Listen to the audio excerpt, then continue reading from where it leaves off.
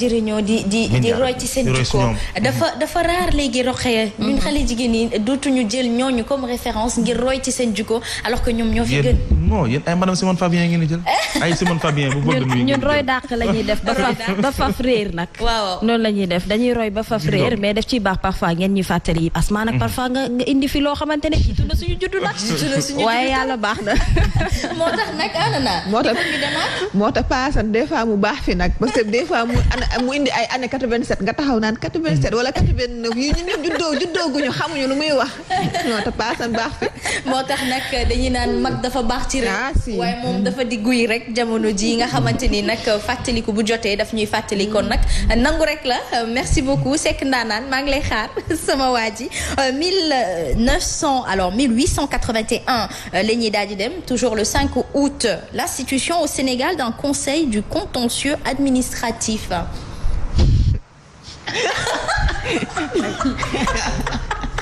Seck Ndaanaan foo ne.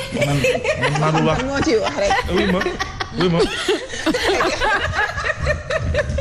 information de taille nii jëlal 1800 xaw ma 1900 la yóbbu information de taille. yaa ngi moo ma piis ne mooy tonton Libaas ko ci 1800 yi. may la dugal rek installation.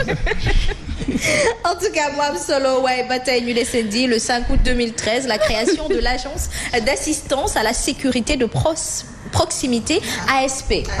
bon moom xam ngeen ko boobu mën nañ cee wax. waaw loolu day ASP moom gars yi mën nañ ci wax boo xoolee sax il faut un boulot extraordinaire ASP yi nañ leen joxaat cër. joxal leen gëdd ñoom ñooy taxaw circulation bi. ñooy régler circulation lépp ñoo koy def léegi. daanaka des fois nag borom scooter yi mere leen nag. des fois ñu wax ci bokkul. non mais boo gisee ASP taxaw oser arrêter parce que bon policier moo taxaw ne ko jàppale ma ci circulation bi parce que am nañ droit boobu noonu. am nañ droit policier taxaw ne ASP bi arrêté ma diw parce que parfois circulation bi day xat ñoom ñoo fay nekk. xam nga Sénégal amuñu assez de policiers pour teg kenn ku nekk fu ne mais ASP ñi ngi renforcer sécurité bi di renforcer ci tali bi pour mën a gën a defar circulation. mais des fois nga gis ASP boo xam dafa xaw a fàtte tamit rôle am des fois nga gis leen ñoom policiers di fa nekk sax ñoom ñuy laajte ay papiers. voilà dama koy wax. voilà ASP bu la laajee say papiers bu ko jox. waaw loolu amul droit boobu jox ko say papiers. bëri na ASP yoo xam ne dañoo dem ba yaakaar ne dañoo monter grade àgg ci benn grade yi ba mun a laajte ay papiers. donc dafa bëri lool ñoom ñu koy def te loolu du dëgg du yoon. non loolu constat bi nga def ñu bëri dañ koy def. parce que da ngay gis ne agent ASP yi nii dañuy nekk ci tali bi parfois dañuy fàtte comme li nga wax rek mais xam naa ne circulation bi moo leen di jàpp ba far peut-être dañuy xaw a yéegal tuuti niveau bi mais ba tey ñuy rafetlu ba tey seen liggéey parce que bu ñu fi amul woon parfois mu ñaaw circulation bi ñoo koy décanté oto yi parfois dañuy génne côté bu nekk donc kenn mënu gérer circulation policiers yi sax parfois dañuy sonn donc daf ciy baax ñoom ñuy taxaw askan wi. guddi gi. ndeysaan. ñooy ramas. justement. ñooy ramas li leen gis ASP bu punkal. gis naa benn ramas bi nga xam dama koy bañ a wax waaye garaaw ngeen dégg xamante nañu. policier dañoo wàcc dugg gis bande yi génne ay firi ay jam taxaw dina xaar. waaw policier def 2 pas reculé. ASP yi wàcc ay punkal lañu. dàq ji leen jàpp leen dóor leen dugal leen. dëgg ay xale yu ndaw lañ. dañoo baax ci sécurité bi. mi ngi noonu nag kon remaniement dafa soxla mu am ci fépp. remaniement dafa soxla mu am ci fépp ñu jëlaat ndaw yi dénk leen li nga xamante ni moom moo di. mbir yi daal ndaw yor liggéey. waaye ba mu ne der. bandi xool xam ne kii punkal la. dañoo ranger seen ay paax naa ko bëgg daw mu jàppale.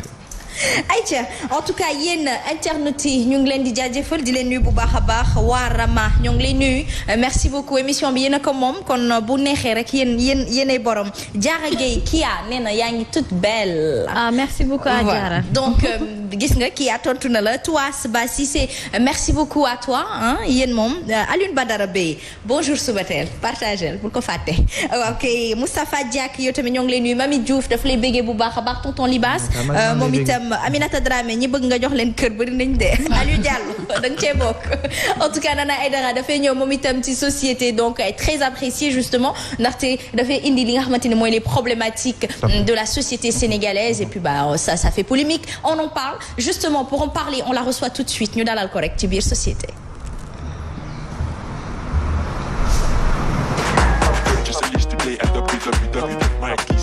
alors Nana tey jii dañuy waxtaanee ba tey ci julli ji. gune yi nga xamante ni daal seen waajur yi xamuñ luñ ci namm waaye maquillage jàmm xef contouring make-up pose ongle. ñun dañoo sax mujjee jaaxle di laajte lan moo war a xew daal ban changement moo war a am diggante 2000 ba 2020 lu war a jaax parents yi soppeeku dëgg la nag ñun léegi xale yi ñooy jur. parce que xale lu ñuy wax rek xale mooy jur xale léegi. xale yi dañuy teel a sëy dañuy teel a am doom mais même bu dee da nga teel a am doom pour man sa responsabilité rek dafa war a. gën a yokk amul dara lu ci war a mën a changer ñu gis ni julli ren bi moom dafa am ay affaires yu spéciales yoo xam ne da cee am dëgg il paraît que yàgg na am mais man moom bii maa ngi ci soog a jotee bii moom a gën a choqué aussi MD bu dee mun nañu seetaan vidéo bi mun nañu ko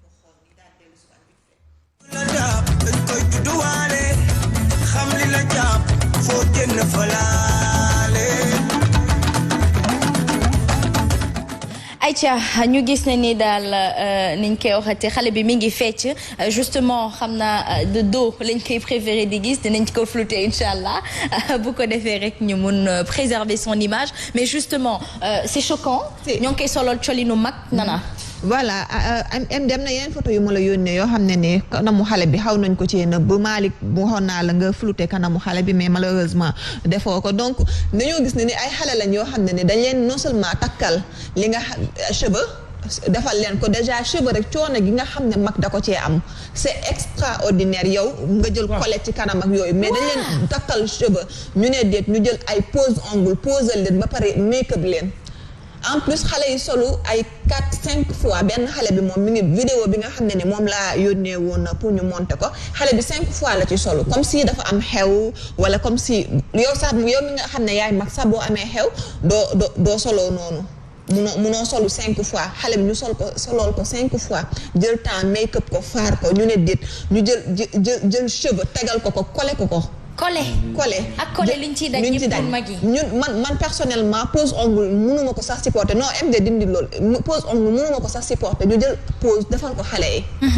mu nekk loo xam ne dañuy laajte ndax inconscience la wala irresponsabilité la parce que kenn mënu comprendre quand même xale boo xam ne amagul 10 ans amagul 12 ans nga defal ko yii nii après ñoom parents yi ñoom ñooy tëb naan xale yi dañoo matérialiste mais matérialiste kenn xamul lan la comme mais est-ce que dañ ko ci ils sont en train justement d'éduquer la petite enfance dans ça dans le folklore dans le adduna dans le bakkan mais te li ci gën a non xale bi sax da ngeen di sentir ni dafa sonn ci beneen vidéo bi xale bi am na benn moment muy fecc tëdd ci kaw lal bi di def comme mag mais tu sens que ni kii elle est fatiguée lii waaw dañ ko naan defal lii manière muy manière donc nañu bàyyi xale ñu màgg en sagesse xale da nga koy bàyyi mu màgg gis nga li muy jur après mooy lan xale yu ñàkk doylu boo teelee tàmm sa doom ni événement bu ñëwee da nga war a takk or takk cheveux def pose ongle pose xef patati patata bés bu ñu demee ba benn âge bii nii bu ko xale bi amul xam nga lu muy jur mu dem di ko uti parce que dafay dem jël fête bi def ko événement gu rëy def ko loo xam ne léegi ki doon pose ongle moom bi xale yi ñëwee est-ce que amul temps wu delloo ko ne ko demal sa yaay nga toog nga bañ a. est-ce que sa du seen yaay moo leen ko defal. mais am na ñoo xamante ni man gis naa ci cas boo xamante ni yaayu xale bi moo woo pape xale bi ne ko dindil maquillage yi parce que yow yaa ma waroon a fekk ci situation bii may def lii sa doom. nga bañ ko alors dafa dem seen kër turandoom jël ko maquiller ko je pense que c'est de l'inconscience ou bien dañuy jàpp ne lii mooy defar ba mu baax. lii du defar ba mu baax mais lii defar ba mu bon la au contraire. justement lii defar ba mu bon la parce que da nga nekk di yàq xale bi gis nga xale bi d'ici 10 ans. bu tabaski ñëwee non seulement 6 mois tabaski rek da koy stressé parce que mi ngi bëgg li nga xam ne moom nga ko yaree mu màggaalee ko def ko donc mi ngi xalaat bu tabaski ñëwee or mi ngi xalaat solu ñetti solu mi ngi xalaat jesner mi ngi xalaat pose ongle bu ko amul rek da koy uti te xale da nga koy yar ci doylu da ngay bàyyi xale di nga étape yi xale dafa am ay étape da nga koy bàyyi étape bu nekk mu topp ko normalement mu nekk xale raam jàng dox sol ay turfet ngeen leen ko ay lius kalaarata pompon ko yooyu la xale war a xam. mais dëgg la. tul xale comme li nga wax loolu état bi dafa am solo kii bu too nekkee xale ñu defloo ko yëfi mag yi imagine kii bu màggee kan moo koy tere réseaux sociaux asma kii bu màggee kan moo koy tere di sañse di photo di dugal di def ay vidéo ndax lan daf koy tàmm am na loo xamante ne da nga koy tàmm à bas âge lii ci éducation bi la nit ki da nga ko war a yar mais parents yi aussi boo amee parent boo xamante ne dafa xaw a irresponsable tamit day xaw a doy waar dama li ma gën a metti yaayam Aminata moo ko dugal ne xool leen sama taaw bi lu mu sañse xoolal yaayam quoi. mais c'est évident parce qu'on dit que la façon dont on s'habille et notre mode de vie sont étroitement liés. nit ki ni nga mel ak ni ngay dundee noonu ngay solo. moo tax c'est important que nit ñi di def genre émission yi pour conscientiser parents yi. vous savez yow peut-être que xam nga ni lii du sa avantage doom lii day yàq xale. moo tax doo ko solal d'une autre manière. ñoom nag xamuñu ils sont pas conscients. ñoom pour ñoom tey kii day génn fii maquillé doomam defal ko cheveux mais ñun maa ngi fàttali ko man samay camarades de promo ñi ngi may dégg. bi ma demee ba université ñuy def suñu formation. man je ne me rappelle pas benn jour boo xamante ni jàngi naa ba maquillé wu. parce que parents yi permettre ñu ko. may ñu loolu yenn tenue yi doo ko sol. dem école. tout à fait. mais xale léegi dañuy maquillé wu di gis mais seen parents ñoo nekk ci seen ginnaaw. te léegi nag affaire rivalité lay indi. xale yi commencé rivaliser bu ñu demee benn moment kii bëgg na sañse ji bëgg na teral yaayam bëgg nañu takk cheveux xam nga lan lay indi. dugg ci lu ñu xamul. dugg ci lu ñu xamul. justement dañ ko doon waxtaanee fii nga indi woon ko fii keroog mooy perte de valeur yi ñu commencé ci am. et je pense que fii la tàmbalee te lii bu ñu ko bàyyee dafay gën a law incha allah. parce que non justement en fait il faut que les gens se réveillent Nana et comprennent que adduna bi tabaski c'est pas pour le folklore. il y a un message à passer. et ce message là moi j'aurais aimé voir des enfants yoo xamante ni dañ leen di solo colinu suñu maam di Ajara. moom mi liggéey diggante Safa ak Marwa wala ñu jouer si benn scène théâtrale wala ñu toog leen jàngal leen ak mais pourquoi vraiment venir dans le folklore mettre des rêves à un bébé. pose ongle yi mais baaxul sax ci seen bët yi. pose ongle yi xale bi xool ko boo xoolee bët bi nga gis xef yi. jël greffage koleel ko. mais non est-ce que lii ay or la. ba pare xale yaramam dafa sensible da ngay gis ñoo xamante ne dañuy jël xale bu ndaw sa di ko jëndal diw muy leer nànk-nànk. ah bon. ba pare gis nga poudre maquillage bi ñu ko def xale ñu jël seen diw di ko diw seen doom yi pour ñu am teint parce que ñoom bu ñu amee doom bu xaw a leer tuuti dañuy kontaan donc looloo tax ñuy diw yenn diw yi seen doom yi te xamuñu ne xale powam dafa sensible lépp lu muy utiliser mën na ko jural yeneen i feebar mais aussi maquillage bi ñu ko defal ci kanama mën na ko indi ay irritation au niveau de son visage. même pose xef yi nii sax baaxul pour bët yi. pose ongle bi mën na yàq seen ay cils originales yi sax. c'est ça. mais en dehors de ça sax xam nga lan lay jur mooy li Aminata wax sànq dafa am solo gis nga des fois nga xëy di liggéeyi romb ay xale yoo xam ne dañuy jàng mel ni kuy dem boîte. waaw wala mel ni kuy soog a jógee boîte. te seen parents yooyu duñ leen ko tere parce que yow bu dee parent nga sa doom am 7 ans nga solal ko nii bés buy jàngi sa amaana bu yow yaa ko naan yow doo sol lu baax say morom nga fay fekk yow doo def lii doo def laa déjà yaa ngi poussé xale bi ci bëgg àddina te xale da nga koy jàngal li nga xam ne mooy doylu amul dara lu gën nekk xale exactement dundu sa jamono la amul dara lu gën bu dul doylu sax école yi fexe nañ ba réussir andi blouse dama wax ñu andi blouse pour que ñëpp tolloo justement primo secondo moo ñun bu ñuy jàng y avait le règlement intérieur de l'école da doon tere lii ñu monsieur Guèye mosuñu am fitu jàng te peñe woo sa bopp waxuma la tollu incorrect de peñe woo sa bopp monsieur Guèye du la bàyyi nga dugg wala boo duggee dina tànn par 4 diiku mais xoolal da ngay xool président Senghor bu mu fi nekkee woon conseil des ministres non costume cravate tout le monde ñëpp la ko exiger. mais loolu dafa dem ba manqué ci biir kër yi jamono ji. voilà c'est ça port vestimentaire moo am importance ci nit. gis nga yaa ngi wax blouse yi xale yi léegi tenue yu ñu am sax pour te dire blouse moom balaa xam nga la moo leen di boole moom classe wala école bu ñu paree dañ koy summi def ko seen biir sac léegi gis nga bu dee tenue yi boo leen ko joxee dañ koy rétrécir ko ba mu aj seen dënn daal ne napp ci seen ginnaaw mu ñu soog a kontaan donc pour te dire que ni ñoom instant bii nii li leen saf daal mooy wanewu le voyez-moi xale yi loolu la ñuy dund léegi bu dee da nga am parent bu irresponsable boo xam ne du teg tànkam école parent bu irresponsable bu mel nii nga xam ne ba nga nekkee bas âge la commencé wax lan mooy greffage xale warul xam lan mooy greffage ma mun naa comprendre sa benn petit que bu ndaw nga jël ko teg ko fa te du sax comprendre lan la nga jël benn greffage tegal ko xale bi collé ko coono gi ñun ñi ci jigéen ñu xam ko coono kol rek nga tegal ko xale bi génneel ko ay baby hair posal ko xef posal ko ongle après nga bàyyi ko muy dox nga koy sinap jël ko tasaare ko ci réseaux sociaux yi ba pare di ko ndamoo sama taaw gis nga ñoom dañuy fàtte lu important mooy tonton saay-saay y a tellement de pervers au Sénégal y a tellement de pervers sur le net donc man mënuma concevoir nga jël sa doom sànni ko noonu bàyyi ko noonu nit ñi déjà lammi ni photo yi ñu ngi koy partagé plus de 1000 partages nit ñi ku nekk ngi wax ku nekk di wax ci benn xale kese nga ne ko fàng noonu exposé ko bàyyi ko mel ni ku ñu nee rek def ko sarax mais Nana kii nee na c'est la faute des réseaux sociaux alors Omzo Ba est-ce vrai dëgg la parce que am na ci part de responsabilité parce que am na ñoo xam ne xamuñu nu ñu utiliser réseaux sociaux am na ñoo xam dañ koy utiliser en bonne échéance am na ñoo xam ne ni dañ koy lii du photo réseaux sociaux si inconscient la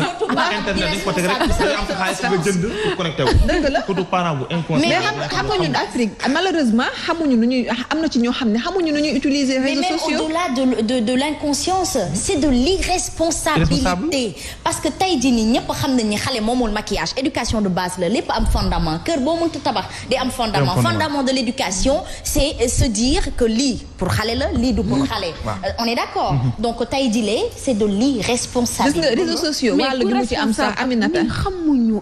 ils sont inconscients xoolal exactement merci beaucoup xam nga ni lan lañ ci doon wër oui vas-y lan lañ ci doon wër pour te dire que ni réseaux sociaux da ci am wàllu gu bëree bëri xam nga lan lañ ci doon wër buzz ñoom instant bi waruñu ci lu dul buzz te buzz kenn mënu ko wax léegi te waxoo réseaux sociaux moo tax réseaux sociaux da ci am part de responsabilité bu rëy rëy bu njëkk ba lii xalaatoo ko woon def sa doom parce que tout simplement Snap amul woon Instagram amul woon Facebook amul woon leneen boo ba pare am ay mag yoo xam ne dañu daan nekk ci kër yi xam nga boo sa maam tey ji xalaatoo mu sëtam romb ko ak nii dana la ne yow loo nar ak sama sët bi xanaa da nga bëgg nit ñi lekk ko ci waxu mag ji ngeen baal ma comprendre nga donc réseaux sociaux yi moo dem ba nit bu bëggee tur rek ci lii la koy awale ñun ñëpp sax ay victimes réseaux sociaux la bëgg naa Omzo moomu wax bu nekkoon jabaram lan la koy def kii nii mais ana papay xale bi man la c'est la question bu ma gisee lii réaction bi mu am waroon nañ koo xam parce que aussi xam nañ parfois ngay jël xale di foo ak moom mais am na ñoo xamante ne seen kaf day ëpp parce que réseaux sociaux il suffit que nga dugal mais pare aussi liñ ci def yëpp peine bi mu ci def yëpp doone sax kii dafay foo parce que maquillage teg xeef yooyu yëpp coono boobu yëpp da nga naan kii daf ko préparé pour dugal ko ci réseaux sociaux yi ma ne même mardi gras sax nuñ ko accepté xale parce que tuma tabaski mardi gras dañ doon déguiser xale yi seen solu ndaw rabin yooyu cosaan mais aussi aujourd'hui quand on dit responsabilité ou inconscience par rapport à cela kii bëgg a wëri buzz il est conscient de ce qu'il veut alors donc il est irresponsable de son rôle de parent aujourd'hui tey jii nii ñi nga xamante ni dañoo jur seen doom ay ngalawaay déjà on parle de manque de civisme et bu extravagant fii ci mim réew ci Sénégal la preuve on parle aujourd'hui de sensibilisation approfondie par rapport au coronavirus lii yëpp mi ngi tàmbale ci yi pourquoi on veut à chaque fois avoir le manteau de l'irresponsable Nana pourquoi notre société se sent vraiment bien à l'aise dans l'irresponsabilité mooy lu ñu wax rek gis nga asma xam nga moo gën a grave période bii nii pour man ki nga xam ne moo ñii sax la parce que du benn xale bi ay xale yu bëri la ñu yoo xam dañ leen dajale ñi nga xam ne ñoo def li seen doom yi période bi xam nga la ñu waroon tal ay ceeb bi dafa cher éducation seen doom parce que ku ci nekk boo juree doom yaa ngi xalaat dans 5 ans réew mi nan la nar a mel dina metti xam nga yaa ngi jéem a xool yow sa doom nan ngay fexe ba épargnal ko yaa ngi xool avenir am yaa ngi koy booster pour mu gën a jàng ndax yaa ngi ko naan bu jàng rek moo fi sës d'ici 10 ans boo amul diplôme wala d'ici doo liggéey yow loolu rek moo war a nekk li nga xam ne mooy sa souci donc ñii amuñu beneen souci lu dul tabaski jot nga jël bon même bu ñu jàngu sax ku ci nekk merci beaucoup l'islam ak aada lii sax aada nangu ko bu ñu nee Sénégal dëkku ceddo la sax dañu naan aada nangu ko l'islam nangu ko c'est-à-dire ki dem ba jël temps waaw 5 ñaw yóbbu xale salon manque de conscience non xaweruñu en fait loolu mooy franchement bu dee defante la nag ma leen xel cat dafa gaa wax ko sànq de yaradal loo nit moytu leen cat xale cat da ko gaaw a dugg xanaa am na ñaax duñu juddaale cat da ngay am doom ki ñëw ci hôpital bi ay yow photo ko estati ko laay dëgg la bu lay tudd 10 000 bët daal la tiim imaam bi daal la tiim ñaan jox di mu ñaan sa morom ñëpp salon ba nga dem da nga koy teg sax di mag yow jox ko cat dafa gaaw a jàpp xale mag sax mu nga dem nga sang mais xale kan moo koy sang sang cat kan moo koy sang xale kan mooy benn sa doom moytu leen seen doom yi ngeen exposé sinon cat da koy topp ilaayu midi dana jàng di jàng da gis xale bu intelligent jàng ba war am bac du ko am yara daal ay 5 ans la ko du am. cata kay topp nekk rek cat moo koy topp. nga gis ko jàng begg ci benn niveau bi. dof dikkal ko cat moo koy topp. li nga xamoo ko sa gis nga man Sénégal laa gis sa doom juddu. nga jël ko Snap. dugal Facebook dugal Instagram dugal fu ne say rakk ñëw def même chose ku ñëw rek parce que ñun tamit am na yoo xam ne suñuy réalité la bokk mënuñu ci dara dafa bokk ci ñun quoi qu'on puisse dire bët bu bon ak yooyu yëpp dafa am donc lu ne da nga gis koo xam day jàpp doomam photo normal filtre dugal statut dugal fu nekk da ngay xool xale bi mu nekk bébé 3 mois 4 mois da nga naan waa kii yaayam sañ na de surtout nag bu dee doom yàlla dalaa may doom ju rafet foo tourné da nga koy tout le temps yaa ngi koy statut wàññu leen loolu dee leen làkkatu gis nga yii nii yi mu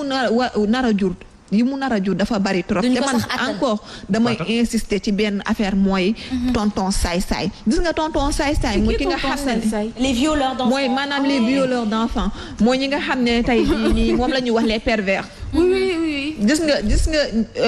tonton saay-saay du la sori mukk tout le temps day nekk koo xam ne da nga ko xam gaaw si jënd bonbon ak tàngal tout le temps dafay nekk koo xam ne da nga ko xam donc ñoom lu ndaw a ndaw rek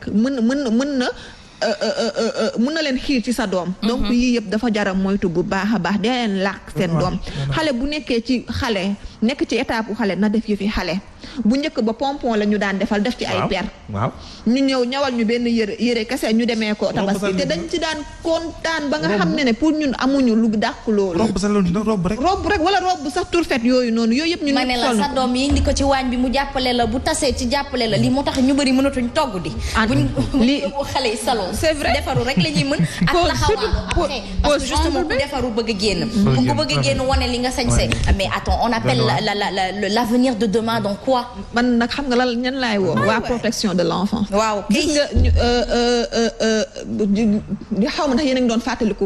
kaaw Satakoo ba waaw xale ba yéen a ngi ko doon saat gis nga mesure yi ngeen ci jëloon man pour man lii nii à côté moom ay sata ay foo la donc sata peut-être dañ ko éduquer ci environnement boo xam ne ci ay saaga la xam ak ñaar yooyu noonu xale bi màggee mais ñii dañoo nekk di pervertir xale bi dañoo nekk di ko yóbbu ci beneen gaam boo xam ne bés bu sortee ala kulli al du baax ñii bu dee ñu bëri parce que ñu bëri lañ photo yi may dajale yi photo yu bëri la malheureusement dañoo floutéwu seen kanam moo tax mënuma ko kii mais photo yu bëri la donc bu dee ñii nii ñoo nar a nekk magi Sénégal ëllëg am na danger te xel instant bi war naa ñaaw donc yooyu yëpp jar na bàyyi xel ñoom xam naa ne ñàkk ñu ngi ñuy xool ñi nga xam ne ñoo yor protection wu xale yi fii ci réew mi lii dinañ ci jug te jël ci ay mesures bu baax a baax ba benn parent dootul sañati ko def benn nag parent bu doo xalaatatoo tabaski wala xew jot mariage ak lu ne nga jël sa doom posal ko xeef tegal ko greffage ba pare di ko Snap xale bi yor pochette nga takkal ko ay chaîne mu mel ni kenkaay yëri loolu dootu fi amati loolu moom ñun ñoo koy bañ ba mu tëdd ci naaj bi. en tout cas xale bi mel ne esclave. mais merci beaucoup d'être revenu dessus justement mu nekk fait boo xamante ni bëri na ci ñi ko naqarlu aussi fii ci mim réew Sénégal. te est-ce que xam nga asma photo yi ñu wane yëpp du benn nit bi maanaam ay nit ñu bari ay xale yu bari lañ ma looloo ma gën a metti daal ban moment ki seen àddina rek le parent bi nekk Dakar kii nekk feneen ak feneen. C'est à la mode. Bah, donc c'est une mode à éliminer justement. Ouais, mode bu c'est bon une mode à éliminer justement. Merci beaucoup Nana Aidara. mu am solo yaakaar naa ni ñi baax ñoo ngi baax ba tey ñi xam lu baax itam ñoo ngi wéyal lu baax ba tey nañ delluwaat defaraat jukko yi mbas maa ngi fii ci mim réew te yaakaar naa ni war nañ cee jàngat leneen lu dut rek foo dañu war a nag góorgóorluwaat ci suñu bopp man j'aurais aimé voir tabaski boo xamante ni voilà nit ñi di wàcc ay kaameen yooyu noonu daal di ñaan yàlla mais on a vu du non loolu tam yàkkamtiw xam nga ni loolu du gaaw a ñëw. du wàccee kamil le matin mais tam il faut que nit ñi sant. mais le soir je veux dire ànd ak seen alaaji dem ziar. non asma déedéet boobu moom ànd ko. non mais je suis d'accord quand tu es une grande personne mais tey jii boo indiwoon ay xale nga taaj leen. xam waxtaan nañ fii tabaski ko andi. c'est ça justement wax nañ lu ko andi. donc sacrifice bi moo def Ismaël la donc jigéen ñu war a jël sa doom pour rendi ko. nga war a fàttaliku bés boobu bu fekkee xar mi wàcculoon yërmande yàlla tolluloon foofu noonu. man jour tabaski toog naa sama jarbaa ñu ne ma papa yàpp mënoo lekk lii nii nga téye boobu ba léegi man damay xalaat Ismaël. bilaay munoon na nekk kenn ku ci nekk sa taaw bu góor. munoon na nekk kenn ku ci nekk ci jullit sa taaw bu góor. comme boobaa année comme boobaa jigéen ñi tumuranke de. kon bu boobaa duñu tal sañse. c'est ça le message. bu boobaa bu ñu amul jigéen góor jigéen bu boobaa dañuy dëj. non mën nga solo loolu la. mën nga solo parce que tabaski boo xoolee jigéen sax ko moom. jigéen ñi ñoo la war a jox tabaski ndax ba Ismaël nekkee foofu moo yaayam doo nga fa nekkoon mu koy téye pendant 15 ans Ibrahima bàyyi ko fa 15 ans la ko fa bàyyi ñëwaat dellusiwaat yaayam moo ko yar mais du coup xale bi temps bi nga jël di ko solal lii jàngal ko ne ko xam nga la moon tabaski mu ne la déedéet nga ne ko tabaski lii moo ko andi lii moo ko andi justement ouais c'est ça non xale bi xale yi ndeysaan bëtu innocence bi ñuy yor da leen di yërëm ndeysaan parce que ñoom ñu ngi leen di solal naan leen def leen nii ñuy manière mais xamuñu sax la ñuy def xamuñu c'est des ñii ñooy dem ba màgg sax mere seen billaay ndeysaan en tout cas mu amoon solo fii mooy pencum xam-xam waaye puis fii tamit dañuy fàttalante li nga xamante ni moom moo di wareefu kenn ku ci nekk société Sénégal bi ñun ñëpp ñoo ko bokk Nana Aidara dafay baax kenn ku ci nekk di def li nga ciy def li ci Aminata di def li ci Rokhaya di def ak tonton Libaas bu ñu ci góorgóorlu ñun ñëpp dañuy mujjee baaxle te nag baaxle bokk baax mooy gën fexe ba mu yàqu kon nag parents